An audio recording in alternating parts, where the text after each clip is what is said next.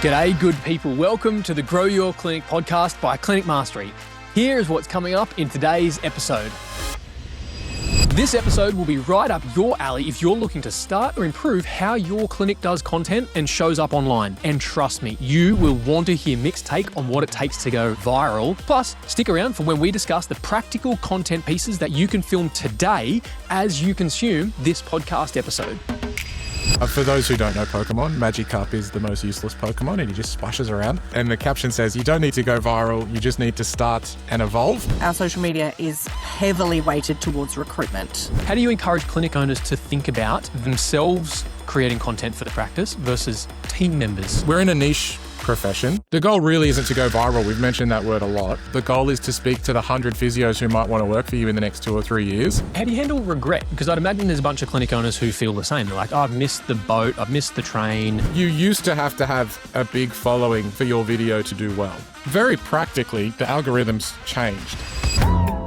Before we dive in, today's episode is brought to you by allieclinics.com. If you're the kind of clinic owner who loves to feel organized and stay ahead of the chaos, you'll love Allie. Think of it as your digital clone. It's the single source of truth for all your clinic's policies, systems, and training. Test it for free at allieclinics.com. And in other news, applications are now open to work with us one-on-one at Clinic Mastery. If you want support to grow your clinic and bring your vision to life, just email hello@clinicmastery.com with the subject line podcast and we'll line up a time to chat. All right, let's get into the episode. Well, welcome back to another episode of the Grow Your Clinic podcast. I am Jack O'Brien, your only host today. Ben Lynch is off gallivanting around the Victorian countryside somewhere on the border, on the river, who knows, doing holiday things. But I have with me my esteemed co-host, co-owner of Physio West in Adelaide, Bet Claire. Welcome. How are you? Great. Thank you, Jack. Good to be here. Taking over the mantle as your co-host from Ben Lynch. Woo! We'll get some of those more espressos. Yes, I did mispronounce that today on purpose. Oh, folks, if you haven't heard that faux pas, please go back to a previous episode. I'm still getting over my offence.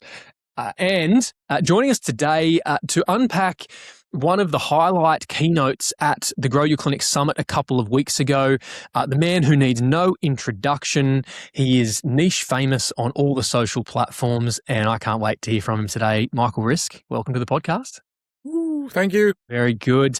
Well, before we get started, folks, we are going to dive into all things marketing and social media and content, unpack Mick's talk blow by blow from the summit. Before we get there, just a little bit of housekeeping. If you love this podcast, I have three requests for you. Number one, subscribe. It makes a big difference for us. Number two, please leave a review or a rating wherever you watch or listen to this. And number three, share it with a colleague. If you have another clinic owner, another allied health professional or team member that you think would get benefit from these conversations, please do share it, whether that's on Spotify, Apple Podcasts, or the YouTubes. We would really, really appreciate that. Housekeeping number two, we've got a bunch of clinic owners to welcome to the community across Allie specifically. It is just going crazy at the moment with clinic owners signing up for Allie, both to connect their practice management software and dashboard their data, as well as a place to house their resources and playlists to be able to mentor their practitioners and create consistency across their practice. So welcome to Jeremy. We have Rob, we have Ben, we have Praswal, and we have George. Just in the last 48 hours, there's a whole bunch more. We've got Christina here, Shane, Jessica, and Sean. So welcome to the Allie community. And folks, if you want to try Allie, no credit card required, 30 days, head to allieclinics.com is the place to set up a trial there. Would also love to welcome a bunch of clinic owners to the Business Academy and Elevate. So Richard, welcome to Elevate. Kara Lee has joined the Business Academy. George has joined Elevate. Welcome, welcome, welcome. We're excited to help you fill your books, grow your team, optimize your operations, and ultimately grow your clinic. But out of all of that, we today are talking about filling your books, content, social media. Mick Rizk, let's tee this up. At the summit, you had how many slides to get through in how many minutes? Do you remember that stat? Was it 57 in 10 minutes? 57 slides in 12 minutes, I think we gave you. But it was impressive feat nonetheless. And you opened with a bit of a Pokemon story. So I'm going to let you set the scene and paint us the picture, the Pokemon picture that you spoke to at the summit. I have been chasing a Pokemon card. I'm an avid Pokemon fan, and cards are the latest thing. And it's probably a Gary Vee-ism of always being on the latest social media and acting early, which is what got me started on TikTok. I actually missed Instagram. My first ever group was Facebook 12 years ago, and it grew very quickly. And I didn't get on Instagram. I was really late to Instagram. I still find it hard to use, like where the right buttons are.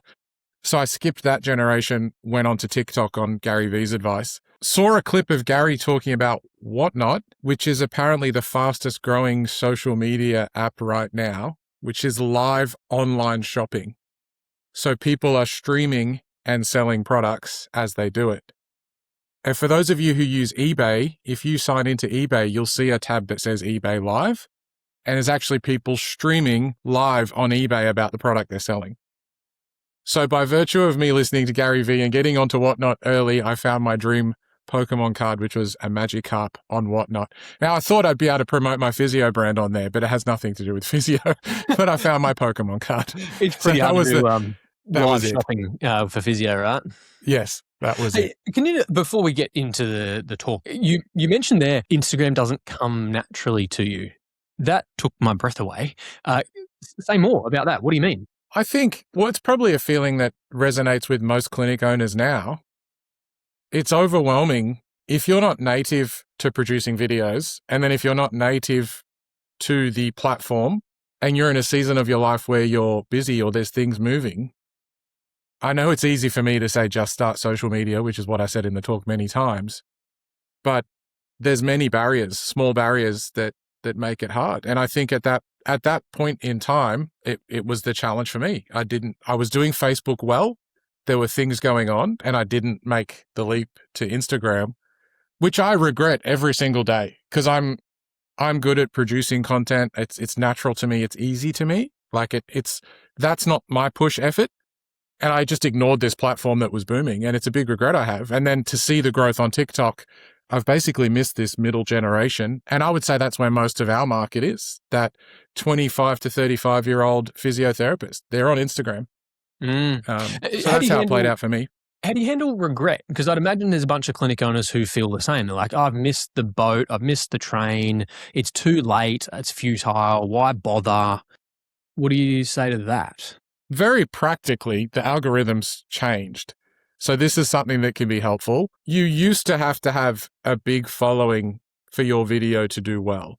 So at some point in time, you might have looked at social media and said, oh, well, it's easy for them. They've got 10,000 followers. They've been doing it for 5 years. It makes sense for them to produce a video, but not for us.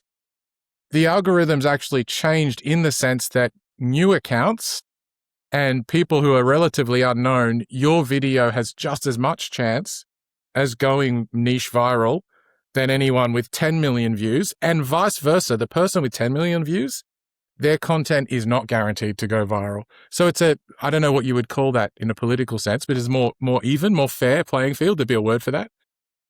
They almost like reset the marketplace in that they've gone, okay, it's great, but we want more new users to be coming onto the platform.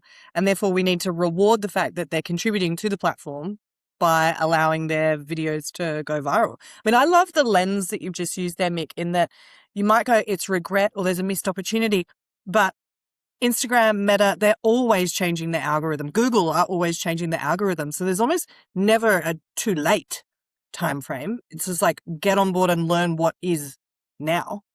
And that's our biggest opportunity. The best content wins, regardless of follower size. And I think the notion of best is quite challenging to define. It doesn't always mean the most highly produced or even the most informative or perhaps the most entertaining. So there's this real lottery to social media or to the content game, I find, that you really have to throw everything at it. Throw the educational stuff, throw the entertaining stuff, do the trending things. and you don't know what's going to work. And that's the fun of the game, right? But Mick, you mentioned a line towards the end of your talk that content is uncertain but unlimited upside. And that probably speaks to this like unpredictability of it all. Like, can you say a bit more about that? It's an uncertain game, but there's unlimited upside. What do you mean? If we reframed it, it's probably the easiest, smallest step that an owner could do every single day that only takes 2 or 3 minutes. If you can get over the mental challenges and barriers, because I know that plays out for a lot of us, but effectively every morning at 7 a.m. you could turn your camera on and record a 1-minute video every single day. And that's the downside. So it's limited downside. It takes you a little bit of talking yourself into it and maybe 2 to 3 minutes of time. But the upside of doing that, if you just did that once a week, twice a week, 3 times a week, every day from this podcast, the upside could be unlimited. And what I mean by that is it absolutely can bring you patience. It will absolutely start building your brand. And in our case, it's probably been stronger on our recruitment front. It's made a recruitment funnel for us. And then we can dig into this, but I've been thinking a lot lately about recruitment funnel as an owner can be your most powerful tool to hold your standards, and your standards is what filters through everything in the clinic. The owners that struggle to hold their standards are scared to hold their standards because they're scared to lose someone, because if they lose someone, they don't have someone readily available to go. And then I can bring all that back to if you were producing great content, showing off your clinic, you'd have all these people reaching out to you. So I've been thinking a lot about that lately. Beck, I'll get your opinion on that. I'm going to share my screen here for folks who are listening along. You can join us over on YouTube, where this is obviously video recorded and we share screen. We're going to share some slides from Mick's talk. But Beck, I'm going to actually share your Instagram first from Physio West.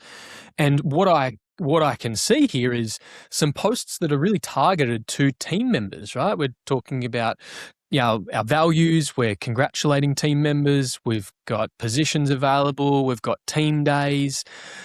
Maybe talk us through how you think about content and social media for your practice, specifically as it relates to like recruitment, building physio interest, etc.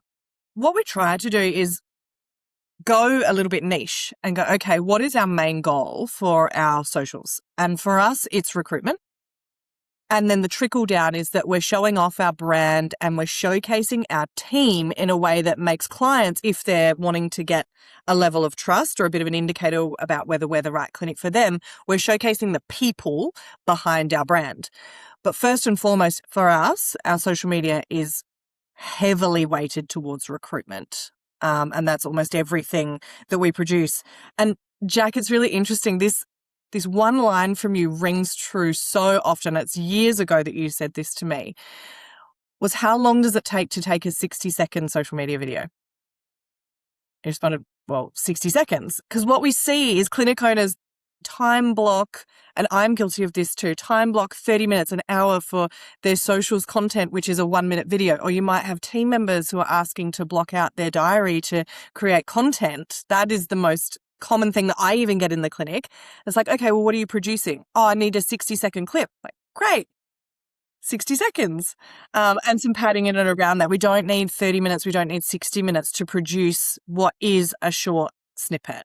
And so that's been, how can we create really simple but purposeful social media that really speaks to the type of people we want to bring into our community? And that's other therapists. Okay, so this is a good little segue, Beck. You're talking about team members and content. Mick, I know you touched on this in your talk at the summit as well. Mick, how do you encourage clinic owners to think about themselves creating content for the practice versus team members creating content? Owner content, team member content, pros, cons, common arguments. Talk to us about that. I'd love to get all your perspectives on it. I think maybe it's the season you're in. I think if you're still super active in your clinic, if I was starting a clinic or I was still treating and it was me and 1, 2, or 3 team members, I feel like I would be a big piece of the content. As an owner who is stepped away from the clinics and now away from the clinics, Even I sometimes think, should I still be doing content for my brand because patients don't get to see me anymore? So my answer would be yes, if you're still treating and you want to help grow your clinic in that way. If you're away from your clinic, maybe you're not doing the pathology videos, like this is how you get a shoulder better.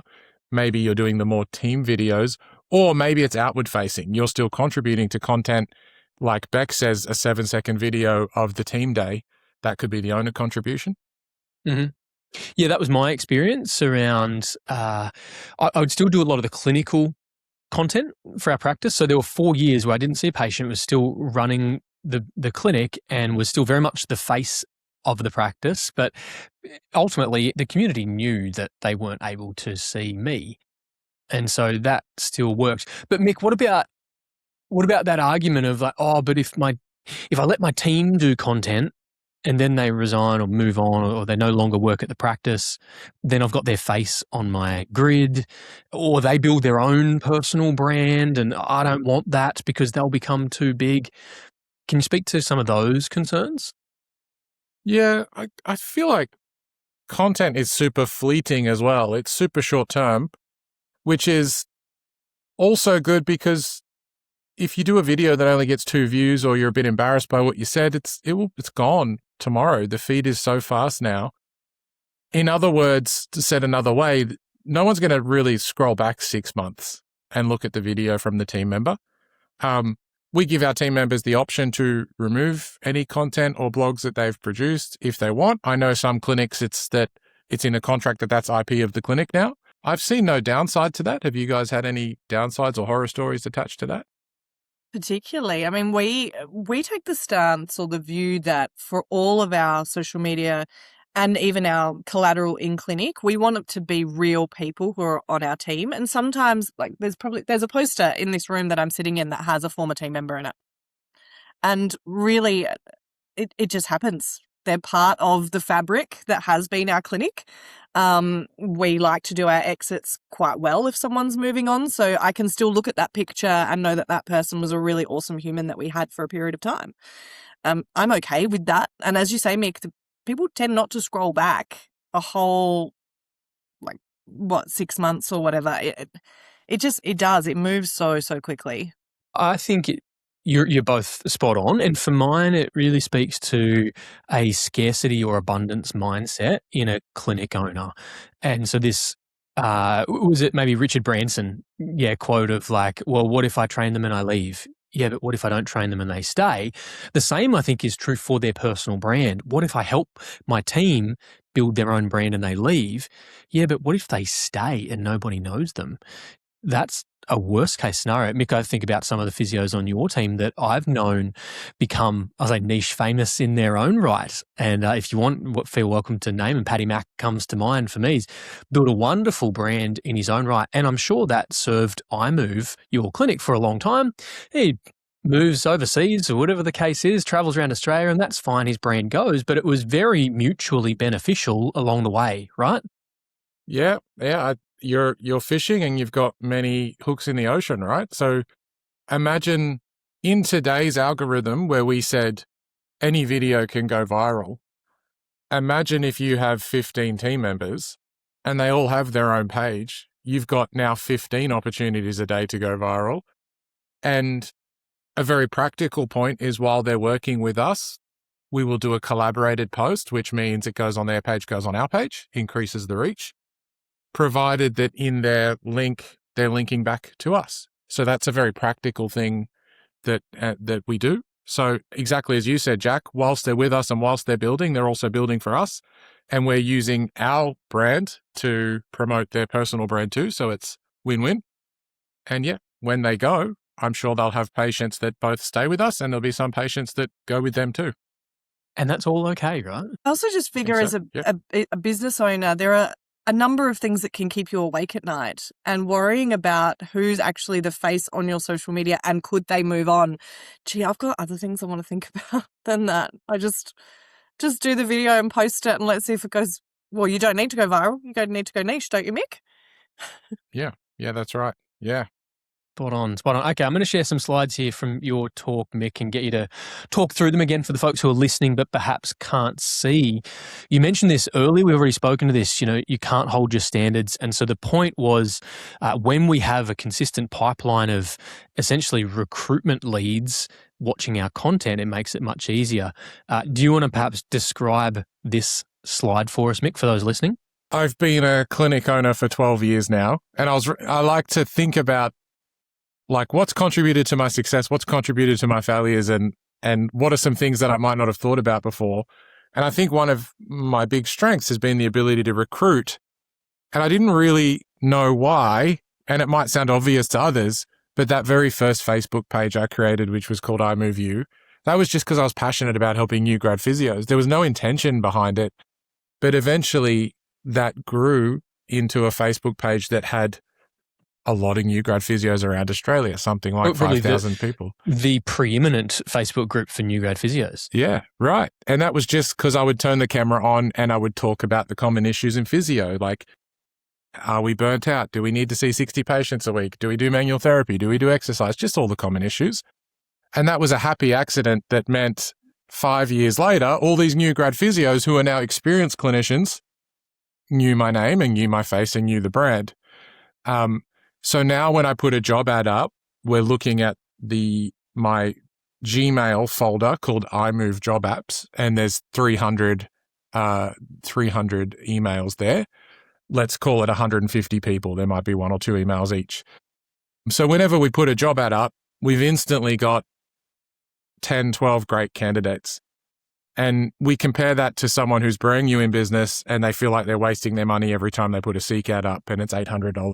So that was a happy accident, but it speaks to that unlimited upside of, if we start today, if you start posting today, even if you're just talking to new grads, 2 to 3 years later, those new grads will be your experienced clinicians, and 8 to 10 years later, they're going to be your senior, your clinical leads. So if you're a clinic owner and you think you will be in business for the next 5 to 10 years, it's something to think about. Like, how can we build your recruitment funnel? And of those, let's call it 150 applications for a job, these aren't just randoms from overseas on Seek clicking a button so that they get paid their dole check this week, right? These are 150 high-class physios that know you, know what you stand for, resonate with your clinic. There's a deep level of trust here where effectively you can hire whoever you want that is a great fit for your team. I love that example. There's another little cluster of slides here that you spoke to, this quote of, it doesn't have to be hard, but it just could be unreasonable.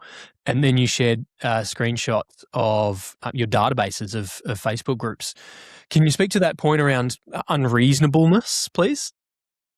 Yeah, something I did, again, this was a happy accident. Every uni group created their own Facebook group. So as an example, there was Sydney Uni Physio Society Facebook group, and that had all the grad physios in that Facebook group. And as I was building the podcast and the Facebook group, I would document all those groups on a spreadsheet, which I thought was normal. But someone told me that's a pretty special thing to do, or an unreasonable thing to do. So now I've got this spreadsheet with 10 tabs of all the unis in it, and there's something like 50 odd uni Facebook groups in there. And that wasn't a hard thing to do. That literally took 30 seconds. I just documented all the groups in a spreadsheet, and I was posting in all of those groups whenever I did a podcast or a post, or whenever I would go to speak to the unis or a Zoom call for the unis, I just had all those groups there. It probably speaks to the other point about Instagram, is that was very powerful. I could have sold that sheet for $1,000 a pop 10 years ago. Yes. Now almost no one's on Facebook groups, and they've all transitioned to Instagram. A lot of them have those Instagram pages where I don't have the same network. So yeah, it's a little unreasonable thing. And if you're a clinic owner listening, posting to social media daily or every second or third day, it's probably isn't hard, but it might feel like, oh, is that, it's a little bit of a challenge. It's a little bit unreasonable, but what could that be in 5 or 10 years?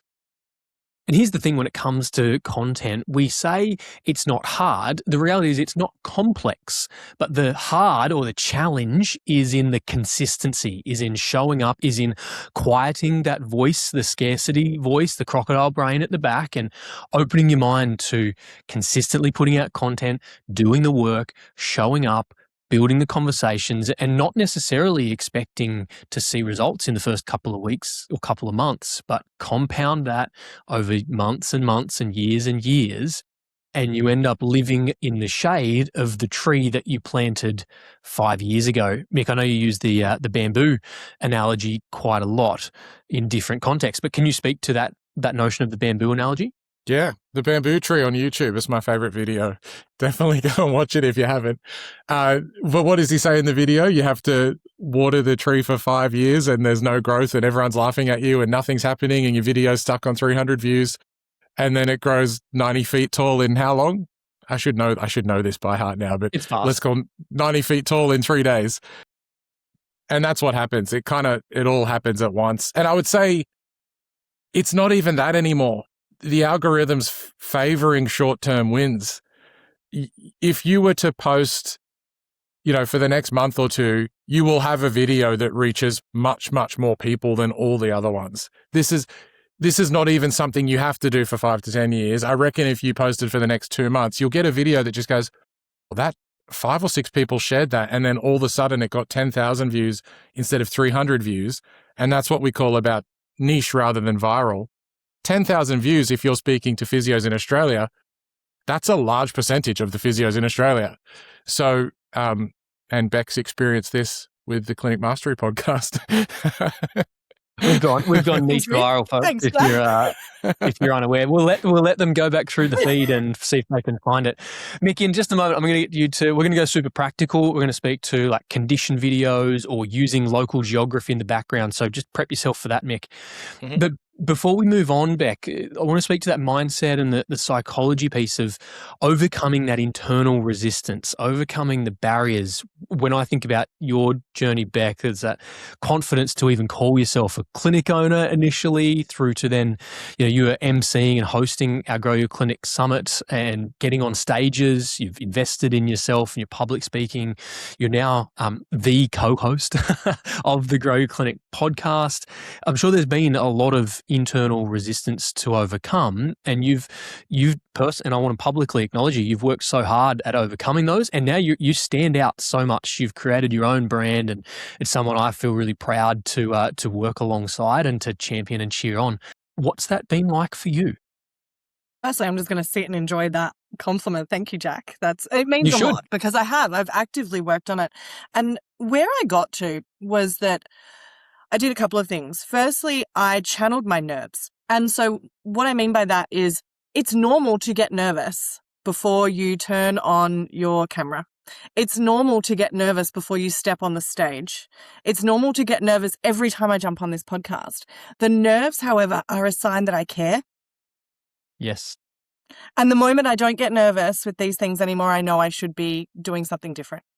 So I've just actively channeled, yes, I'm nervous because I care about the message that I'm delivering, and I'm going to channel that. What a reframe. Second is I just decided to surround myself with people that I admired who are really good in this space. Listen to podcasts. Watch yourself, Jack. Watch you, Mick, jump up on the stage and present, and what you did before, what you did during, what you did after. Tune into Mick's socials and just start to see what other people are doing and go, I admire that. I'm going to try that. And it's worked for me. And ultimately, what is it that you've got the 5 people that you spend your most time with will become a reflection of who you are as well. So I'm being really purposeful about who is in my circle, who's going to help me develop those skills and potentially unlock some opportunities to just continue to learn and grow. And I've learned so much by being just surrounded by all of you. Appreciate that. And you just got to get out there, right? You just start. Andrew Daubney in a recent episode talked about that notion of going pro and overcoming the resistance. And it's having that mindset of like, yeah, I'm going to approach this like a scientist and test and measure and tweak and evolve, but I'm a content creator. That is an identity that I now have. I am on Instagram. I do create reels. It is an identity shift that we need to own. Mick, let's talk practical. In the last segment of this podcast, I'd really love clinic owners to walk away with something that they can action and implement. And again, I'll share my screen here. You spoke at the summit around a couple of different ways that maybe clinic owners can think about starting to create content. You spoke to some welcome videos. You spoke to condition videos. You spoke to having local landmarks or geography as trust signals in the background. Can you speak to some of those elements and how clinic owners can get started this week? Yeah, I think if you're starting from scratch, make it easy. And the first thing I'll do is just bouncing off what Beck said is go and find 5 to 10 pages that you like and you'll get ideas from them. And we still do this in our clinics. I'm like, hey, this clinic's popped up on my feed. I really love the look of their content. And then we just go and try and emulate that for a season. Simple videos would be outward facing.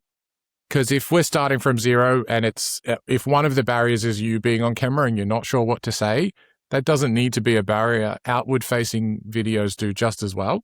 That can be going for a walk down the local main street of your clinic and highlighting some of the things that you notice.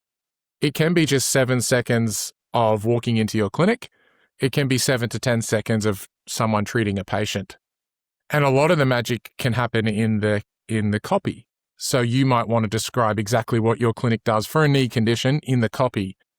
And that is a very easy video. You walked into your clinic, you captured 7 to 10 seconds of someone treating a knee, and then you're spending 1 or 2 minutes writing the caption. That video has just as much chance to get a big amount of reach as a very prepared piece to camera video. And so just to specifically, they call that B-roll in the game. And really what you're saying is there's no faces or words being spoken in this 5, 7, 10-second clip. It's just a 7-second clip that plays on repeat. And all the information is in the text that goes over the video or is in the text in the caption. We call that copy in the marketing world, but it's the text that does the heavy lifting. And there's just a 7-second kind of background clip playing behind it, right? And so here's what I'd do. I'd walk into my clinic. I'd film someone doing a squat in my gym or getting some manual therapy around their knee. That's the video. On the video, I would say something like, what I wish you knew about your knee pain.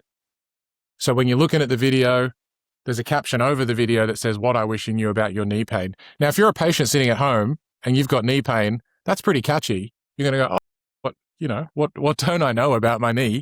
And then you as the clinician or the owner, you've probably got some pretty cool thoughts or unique thoughts about how you treat knee pain or how your clinic does that. And you can put that in the written word. So if you're someone who's more comfortable with the written word, that can absolutely still serve you really well. One of the posts that I've really enjoyed off of your feed recently is a simple photo of a team member and all the conditions that they've seen for that day. What I love is that it tells clients that you're experienced about treating these clinicians, and it also, I think, attracts like-minded physios to be like, oh, I may be working in an industry where I'm not getting to see that runner's knee, and I would love to do that.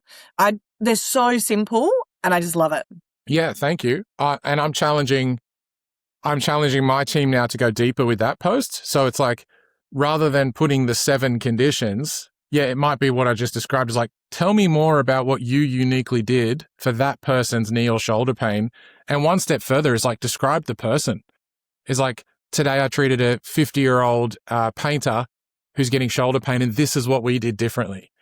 That's going to really speak to young health professionals about how you treat and your values, but it's also going to speak directly to that patient. Imagine if you're a 50-year-old painter with shoulder pain and they're like, oh, that's the person to see. Isn't that too niche, though? Like no, 50-year-old painters.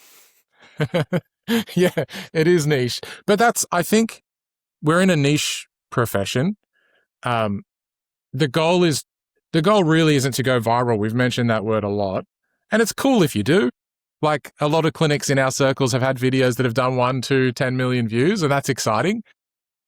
But it's probably not the goal. The goal is to speak to the 100 physios who might want to work for you in the next 2 or 3 years, or the 10 people in your suburb who know the coffee shop you just walked past that have knee pain. That's very practical. Speak to that. What do you mean, the coffee shop you walk past? Or we shared a screenshot there of you doing a piece of content or one of your team doing a piece of content in front of a local bridge. Why is that useful? Like, talk to us about that. Well, it's social media being about trust. And if you were to start a video saying something like, hey, are you a insert suburbs? I'll just use Roselle, our suburb. Are you a Roselle local? And in the background is the Bay Run at Roselle, which is a 7-kilometer loop around the Bay that everyone in Roselle does every morning. So it's just like, I trust this person. They run where I run. They live where I live. And they've said, hey, do you live in Roselle? And then if they speak to my condition, do you have knee pain? It's like, oh my God, like you're speaking right to me. Mm-hmm. And then that's a trust signal, which is more likely to invoke the next step, which is like, download our guide, book in for a consult, drop us a DM. Define trust signal. It's a good challenge for me because it sounds obvious in my brain. A trust signal is probably a faster way to build trust than having to do 1,000 videos, right? Trust can take a long time. Maybe it's a way of accelerating trust. I know this person. I trust this person. They're like me. We trust people like us who live where we live. It's a non-verbal Easter egg or a cue or a subtle hint in the background that people can resonate with, that builds affinity. To your point, it might be, I actually recently heard someone speak about the power of doing content in front of train stations because it really clearly states the suburb. Yeah, it's actually hard to find a sign with a suburb on it, there's street signs, but it's very tricky. But in front of a train station, it has the suburb right there. Or to your point of like walking past a cafe or having a really well-known landmark in the background, or perhaps it then even extends into collaborations where we work with other gym owners or preschool centres, daycare centres for those in the speech and OT and pediatrics world. Or maybe there's a particular keynote speaker at a conference that you can partner with, and it builds this credibility and knowability because there's, we've used the, I don't know what the technical term is, but we've talked about, Muppets on Instagram with, massive followings that don't know what they're talking about. But conversely, you can find people who are really well known and trusted on Instagram that you can partner with, do a collab with, and it garners some of the trust that people have in them. It flows over to us. Super powerful, those trust signals. Again, Mick, you spoke to that unknown and unlimited upside. What are some other non-obvious upsides that have come from content? Can I double click on the trust thing? Please, yeah, but you've got to come back to the unknown and unlimited upside. But yes, content. Our highest performing paid ad for our clinic that is in a lower socioeconomic suburb that struggles to grow like our other clinics grow is the one in front of the train station. And it's got the Pedania sign out the front. And the best comment we ever got is, why are you physios always hanging out at the train station? Because we've done so many videos. I can see my feed next week with all the physios in front of all the train stations. Yeah. And I'm like, maybe these guys aren't that successful if they're always at the train station. I really like that. So yeah, no, it was good. The non-obvious upsides. Well, maybe the non-obvious one is the trust. It's like the obvious one is it turns into clinicians that want to work for you and patients. The non-obvious one, you touched on it earlier, Jack, is the level of connection before they've even started with you. So a non-obvious one would be, I reckon it increases your PVA because your patients have seen you for a while. There's trust that's built. They're more likely to stick with you if it gets a bit messy or there's any uncertainty or they're not getting as better as quick as they thought. So there's probably a non-obvious upstream effect, which is patients probably stay longer. Clinicians probably perform higher because they know your standards because you speak to them on your social media page. Non-obvious ones have been like brand deals and collaborations that have happened with other gyms or run clubs. As rightly or wrongly, it's weird, I disagree with this principle, but I leverage it at the same time. It's like, I want to work with you because I've seen a few of your videos. I don't think we should trust people just because we've seen a few of their videos, but that's kind of what happens. We're just like, oh, you're in the same space as me. I'm on Instagram too. I saw your video. So it's like an automatic bond that feels weird to me, but it's led to a lot of successful partnerships. What about you, Beck? Anything non-obvious come to mind? It's actually going to ask Mick a question about jumping on the band. I'm happy to come back to that one, Mick. But can I ask, Jack, Mick, if you're seeing things out there that are being spoken about, so say you're a dietitian in our environment and things like the Ozempic drugs are really, like, they're spoken about a lot, would you leverage and jump on the bandwagon? Similarly, if you're a pediatric clinic in the NDIS space and there's a lot of chatter at the moment in the news about NDIS, would you leverage any of what's being spoken about in your socials? Yeah. Be part of the conversation. I'm going to lean on Gary Vee again. And if you are interested in starting your socials journey, you need to follow these people, right? Like, start with Gary Vee. But he said that it's interest media, not social media now, which in a way you have permission to talk about funny things like playing Mario Kart, like playing the board game Catan, like the NRL team you support or the AFL team you support. I was speaking about the Ashes when the Ashes were on iMove Physio page, and those videos did quite well. And again, that's trust. If you're a 40-year-old who loves cricket and you're a tradie as well, and you're like, oh, that physio is talking about cricket, like, you're going to want to see that person over the stuffy post that's just about shoulder pain with no trust signals. So yeah, I think that's powerful. The second thing with Gary Vee, he said, set up ChatGPT or Claude to just send you the 5 to 10 trending articles in your industry in the morning. And then you wake up and you've got the articles and you can do a green screen video. So just going back to the practical that Jack wanted, now you've got 10 articles that might open up on a website.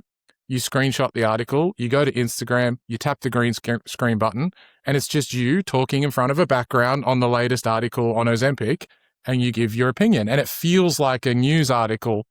And that's interest media. It's combining what you do as a profession with interest. So yes, I would do that. I love that. Mick, I actually remember some really old Instagram and Facebook videos that your team were doing on a Friday where they would do plant care Friday. Now, this is going back a little while, but I absolutely loved those. My plants at home are now alive because of that team member who was looking after the plants. Yeah. But you can see here, like, you're in Sydney, I'm in Adelaide, and I was tuning into these Friday videos about plants. Yeah. It's nothing to do with physio. Yeah. It's stickiness and it's relationship. Our patients would come in laughing with Laura about the previous plant care video, and that's trust and stickiness. And if something goes wrong, you're more willing to have a harder conversation. And if patient's not getting better as quick, there's a relationship that's been built on interest. And that's the stickiness and the upside of potentially PVA if we got practical again.